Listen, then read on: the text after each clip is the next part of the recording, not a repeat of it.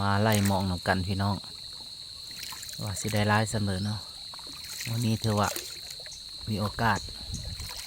เนาะได้มาหาปลาถือว่าอาศัยวันพักวันพรเนาะลุ้นนำกันพี่น้องว่าสิได้ร้ายไปเลยเนาะอันนี้กับบรรยากาศงามแหงเนาะพี่น้อง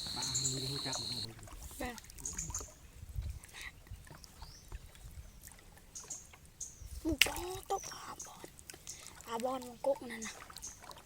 โอ้โห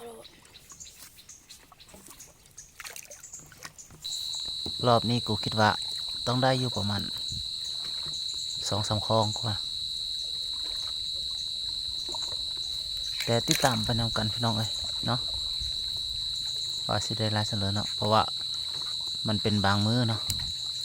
บางมื้อสมเฮามาก็ได้หลายบางมื้อก็อ่านวิได้เนาะมันเป็นนำสภาพอากาศมื้อนี้ถือว่าอากาศงามแหงเนาะบรรยากาศยามแดงเนาะอยู่ทุ่งนาไล่ปลายามพ้นเนาะพี่น้องพอเนาะรุ่นแหละเนาะกระติกที่ถือมานี่ก็คือสิเต็มได้มื้อนี้ จับ เนาะ พอวะ ตามแผนได้เนาะภายหลังที่กลางแล้วเนาะเขาก็ไล่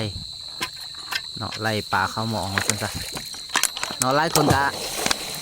สิเคยเห็นเนาะวิธีการไล่หมองเนาะไล่หมองก็อยู่ประมาณ6เซนเนาะ6เซน2ด่างแล้วก็3เซน5 2ด่าง3เซนเนาะปลาก็เมื่อใดบื้อบ่อก็อิงตามความโศกมันพี่น้องเขาเนาะรุ่นนำกันว่ามันสิได้ร้ายปลาเลยนะเนาะเบิ่งสภาพอากาศนี่คือว่างามแห่งพี่น้องเอามารุ่นติดต่อกันเนาะไฟลังที่ไล่แล้วกะตีประมาณ10 บาท20 บาทกะไล่ยามเบิ่งแล้วเนาะว่าสิได้ได้ปะถ้าเบิ่งตัวแรกแมงมัน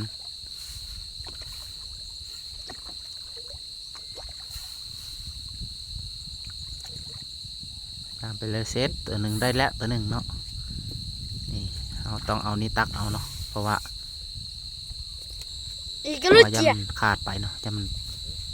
อี ม ก อง ก็ มั รู้ นก็ เจี อ่ ย อนแน่เนาะพี่น้องเขาก็จะฟอยหน่อยหนึ่งเนาะ อีกก็รู้เจีย คาดว่าสิได้ลายเติมอยู่พี่น้องมานี่เนาะแล้วก็ไล่ขึ้นเบิ่งคลิปแล้วก็ฝากถ้าว่าถูกอกถูกใจก็ฝากกดไลค์กดแชร์นำเด้อพี่น้องเด้อเนาะเพื่อเป็นกำลังใจถือว่าพาติดตามทีมงานเฮาเนาะผลงานของทีมงานของเฮา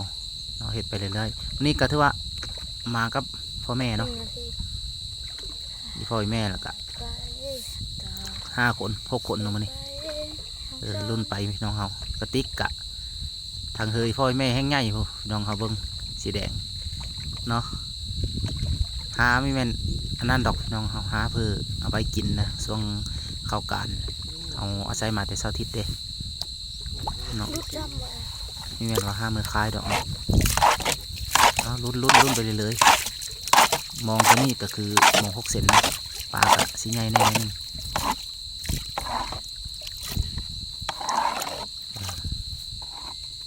ต้น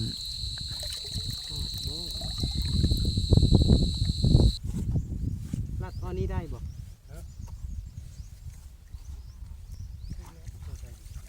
นี่แสดงว่าเบิดชุดเท่านี้มาทางหน้าตามสิท่านี่จะไปทางเลยสิกดละตามทางไปก่อน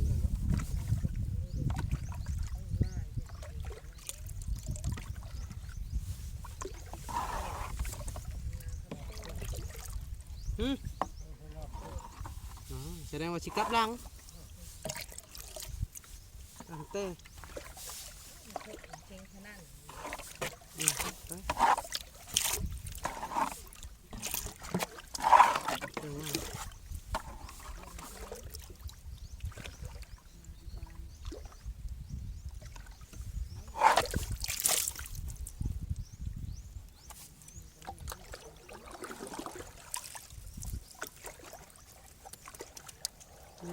คิดขาดแล้วตึ๊ด แม่นบ่ตัวน่ะย่อเบิ่งดูฮะย่อให้เขาเบิ่งดู FC พี่น้องเบิ่งนี่เนาะผลงานสำหรับมื้อนี้เนาะ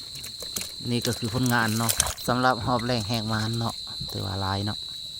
แต่ว่ายังสิไล่อีกหลายเท่อพี่น้องเฮาเนาะสิถ่ายให้พี่น้องเบิ่งเอา